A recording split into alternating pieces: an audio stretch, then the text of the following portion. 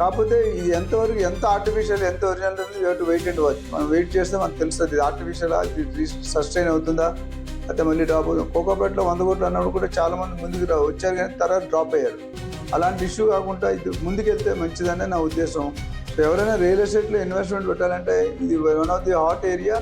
But ఆచి తూచి property clarity చూసుకొని లీగాలిటీ చూసుకొని మీకు కొనుక్కోవడం బెటర్. బిల్డర్ రెప్యుటేషన్ కానీ కన్స్ట్రక్షన్ క్వాలిటీ కానీ ప్రైసింగ్ కానీ ఎట్లా ఉంది. ఎందుకంటే ఈ ఇంక్రీజ్ ఏదైతే 77 కోట్లు 76 కోట్లు అయిందో ఆ భారం అంతా మన మీదే పడుతుంది అండ్ మనం పే చేయాలి ultimately. Builder is paying to the government and we have to pay to the builder. So దీనివల్ల అన్ని విధాలుగా బేస్ రేట్ పెరుగుతుంది, కన్స్ట్రక్షన్ స్క్వేర్ ఫీట్ రేట్ పెరుగుతుంది, హైరే రేట్ ఇంకా పెరుగుతుంది.